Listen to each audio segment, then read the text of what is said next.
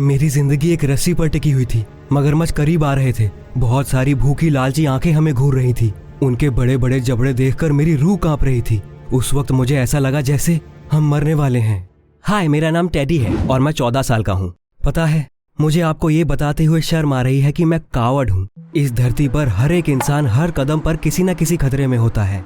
माना कि कुछ लोग इसे शांति से मैनेज कर लेते हैं, लेकिन मैं उनमें से नहीं हूँ। मेरे लिए ये बहुत मुश्किल था। अपने बहुत सारे फियर्स की वजह से मैं जिंदगी नहीं जी पाता था।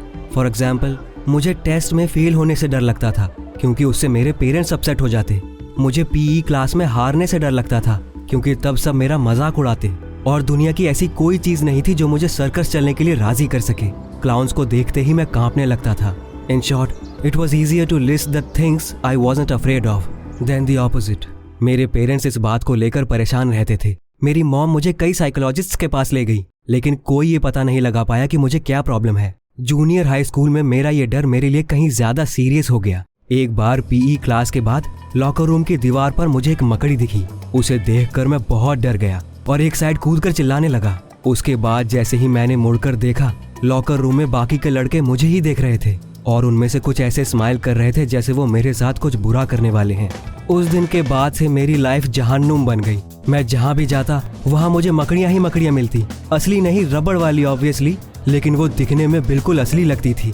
आई found them in my backpack between the pages of my books in my school locker.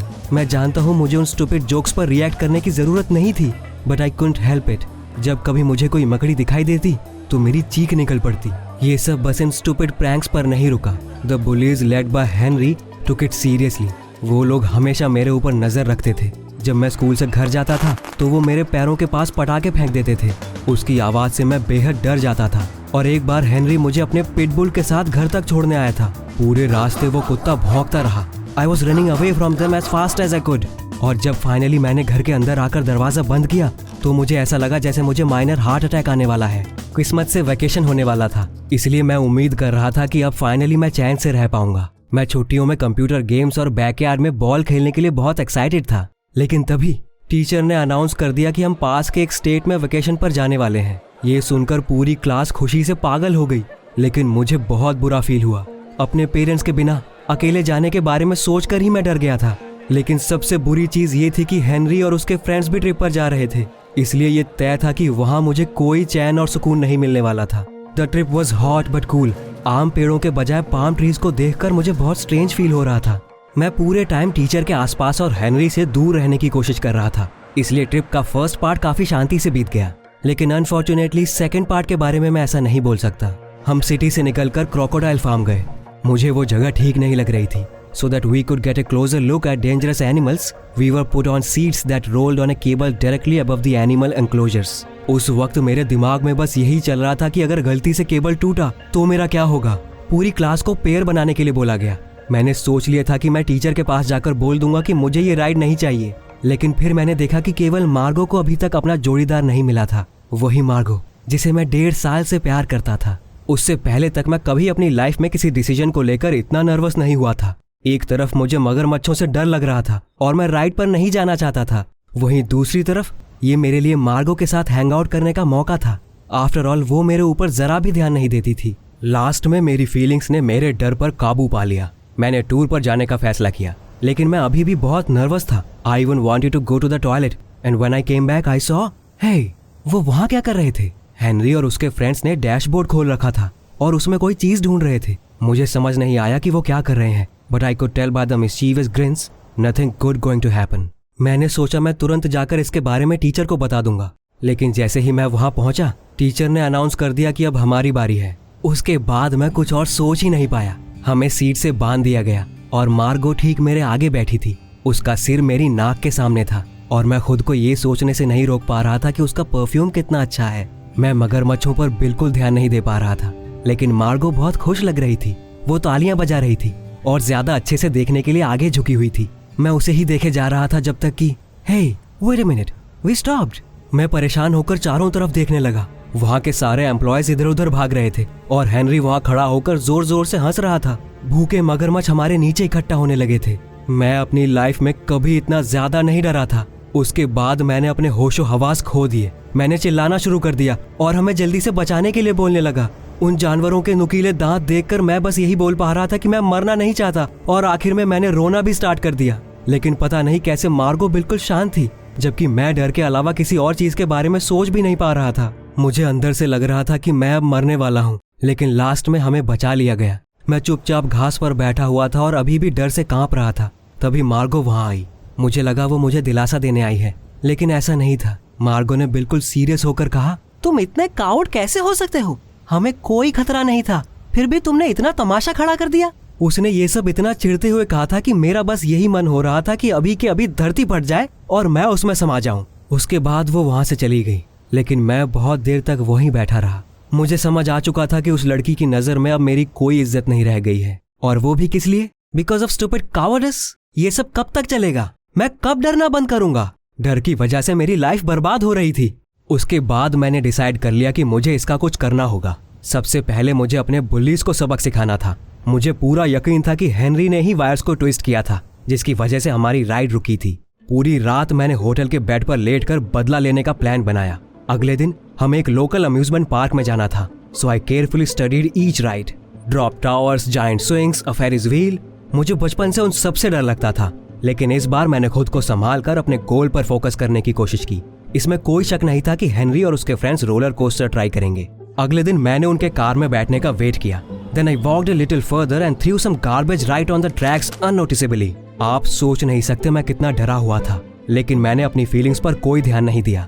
मैं बस अपने बुलीज के डरे हुए चेहरे देखना चाहता था, और उन्हें भी उसी डर का एहसास करवाना चाहता था जो कल मैंने फील किया था। मैं इतना नर्वस था कि मुझे लग रहा था जैसे वक्त थम सा गया है। The car moved, speed faster, made the first loop, और फिर फाइनली पहियों के नीचे जमे कचरे की वजह से ये धीमा होने लगा।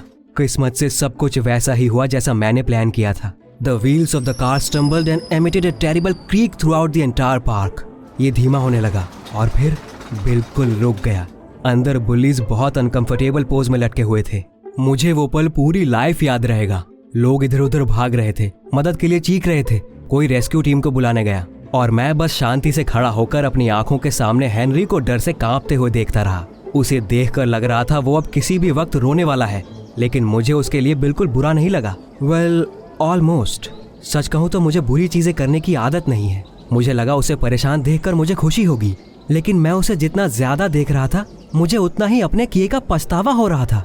It got worse when I realised no one hurried to help my classmates. Rescue team किसी इमरजेंसी में फंसी हुई थी, जिसकी वजह से उन्हें आने में देरी होती। टीचर फैंस के पीछे खड़े होकर उन बुलीज को शांत करने की कोशिश कर रहे थे, लेकिन वो बहुत ज्यादा डरे हुए थे।